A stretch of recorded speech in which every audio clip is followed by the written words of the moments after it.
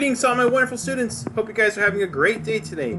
Let's zoom out from Asuncion and let's head up north to the United States of America, where the 50 states are here: Washington, Montana, North Dakota, Minnesota, Wisconsin, Michigan, New York, Pennsylvania, blah, blah, blah, blah, blah. You can see them all the wonderful states. The person in charge of all those states is, well, called the executive branch. And that's what we're going to look at today. Remember, there's three branches of government. There's the executive branch that enforces the law, the legislative, which is Congress, that creates the law, and the judges that uphold justice. And they also make sure that the laws are constitutional. Today, we're going to look at the executive branch. The executive branch of government. The head honcho of all 50 states, the leader of all 50 states executive, is obviously the President of the United States, located here in Washington, D.C. He lives at the White House. Yeah, he's the White House, which is under lock and key today. There's no way you could go to the White House even if you wanted to. There's police, and there's everyone swarming all over, and there's cops. Yeah, there's no way you could even get in there if you wanted to. Okay, so remember in class what we saw. Let's say you have 5 Republicans, 1, 2, 3, 4, 5 that want to be president, Republicans, and 5 Democrats, 1, 2, 3, 4, 5 Democrats that want to be president. They will go from one state to another state to another state in what's called a voting primary. And the people of the states will vote. They'll say, I love this Republican, I hate this one, I love this one, I'm going to vote for him, I'm going to not vote for this one, blah, blah, blah, blah. Until finally, you have the Republican winner. Democrats, same thing. They go from one state to another. I don't like this guy, I love this woman, blah, blah, blah, blah, blah, blah, blah, blah. Oh my gosh, you have your Democratic that will then run for president against the Republican nominee who will run for president. Okay? So that is, you get your Democrats and Republicans. That is how they are chosen who will actually run for president. Now, the executive branch of government, the president, the leader of the executive branch of government, of the federal government, is called the president. He lives in the White House, and he operates all his things from the White House. Here. Okay. White House is about 2,668 miles from Los Angeles. So it's quite a big drive.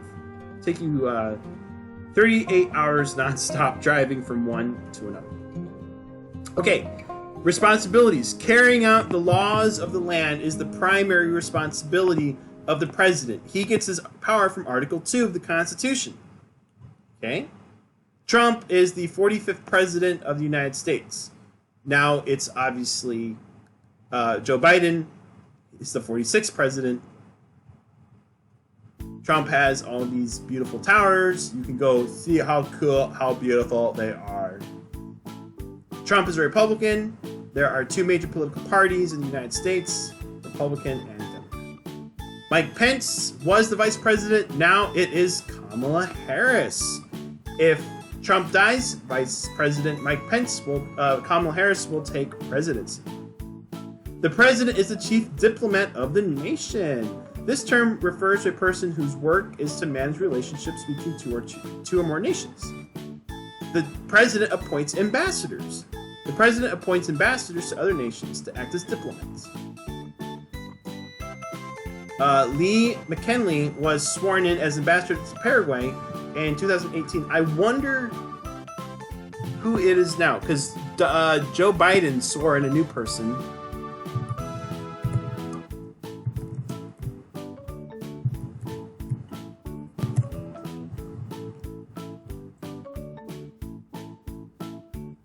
Who is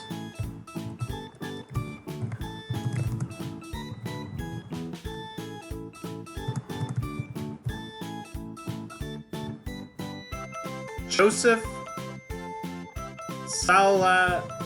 Salazar.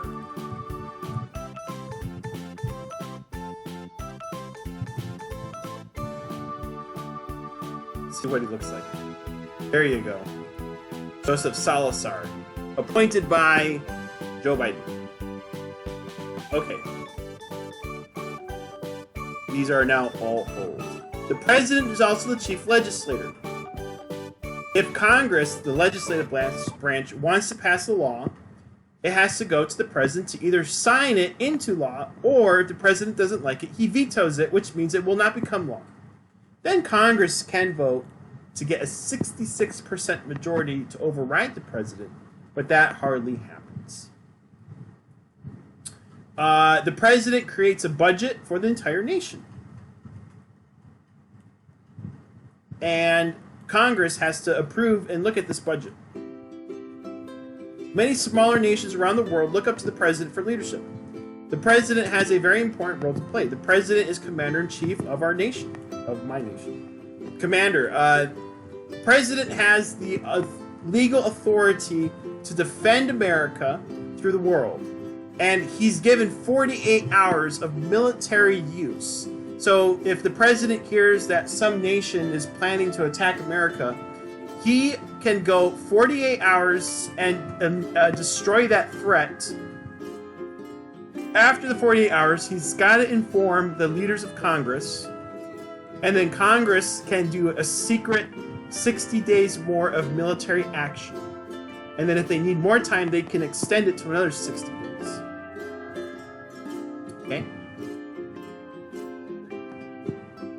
So the president has literally 48 hours of unlimited control throughout the whole world to defend America. So the president could literally attack the whole world for 48 hours if the whole world was going to blow up America, and he would be in his constitutional power. America is allied with Europe in the North Atlantic Treaty Organization, NATO, located here in Belgium. Headquarters. President has a cabinet. Those are people that work for the president. State Department, foreign policies and ambassadors around the world. Treasury, man that takes the money. Press secretary, Sarah Huckabee, she retired actually, and now it's who's the current?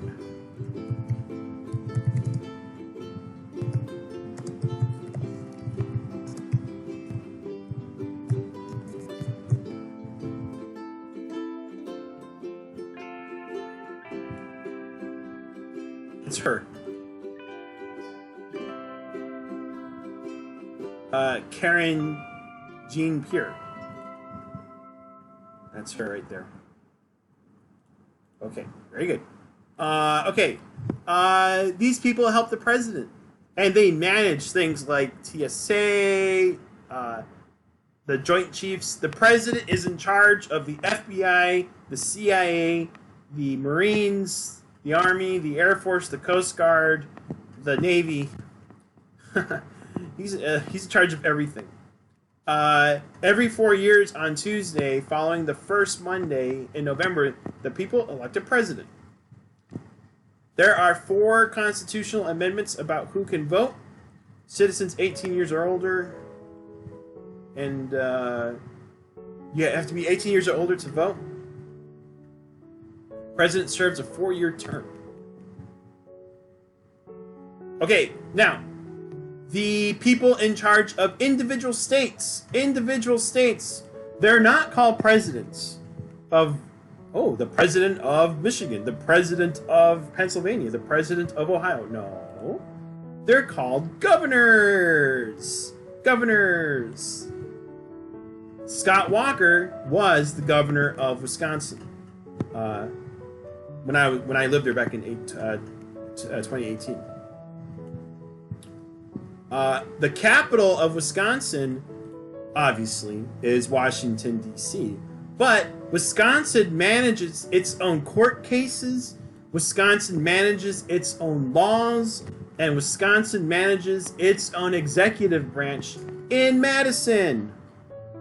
It's the same in Lansing, Michigan, Jefferson City, Missouri. Look, Chicago. Everyone thinks Chicago is the capital of Illinois. It's not. It is Springfield, Illinois. Okay. Tallahassee, Florida. Los Angeles isn't even the capital of California. It is... Is it Fresno?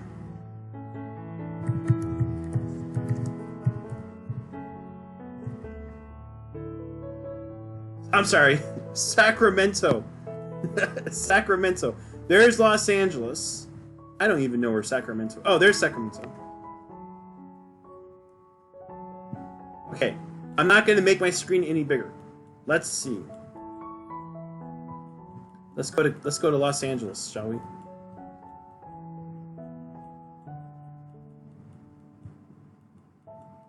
Modesto. Oh, I think I lost it. Oh no, I did. Okay, anyway, you guys get the picture. Okay.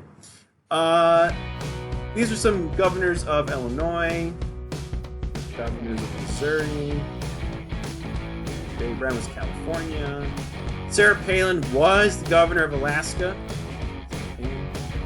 Arnold Schwarzenegger was the governor of California. George Bush was the governor of Texas. He was president. Governors appoint leaders to departments. They make a state budget. They're commander-in-chief of the National Guard. So the Army is... Joe Biden's in charge of the National Army. But each state has its own guard. And usually the National Guard are called up when there's a natural disaster and people need to go for safety.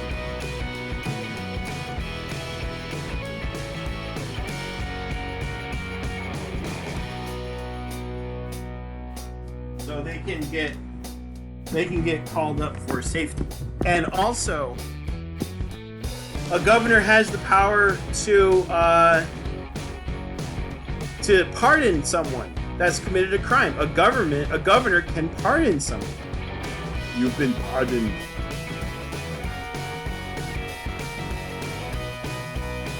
Okay? Because of their importance, many governors become candidates for president. But you have to be born in the states to actually be president. Okay? 48 states elect a new governor every 4 years. New Hampshire and Vermont elect their governor for 2 years. Okay. Under the governor is kind of like the vice president, but they're called lieutenant governors. Lieutenant governor. This person is the second in command. Rebecca Clayfish was the lieutenant governor of Wisconsin.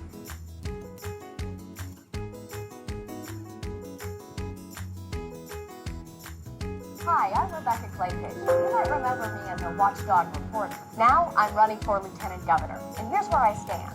I'm not a squishy moderate. I am a real conservative. I'm 100% pro-life. I believe marriage should be between one man and one woman. And that the Founding Fathers meant it when they gave us the right to bear arms. I believe we need to cut spending and taxes. And I know I don't need an $800 million high-speed train to get me to work fixing Madison. I'm a mom, and I have a minivan. All right. Yeah, okay. Rebecca Clayfish. The Attorney General is the chief legal officer of the state. The person that advises the president on legal matters. I'm sorry, the governor. So if Rebecca Clayfish wants to build a casino right next to a school, then the attorney general will look into the legal matters of that, and he'll be like, no, you can't do that. Brad Schimmel, this person is the attorney general of Wisconsin. Was at least.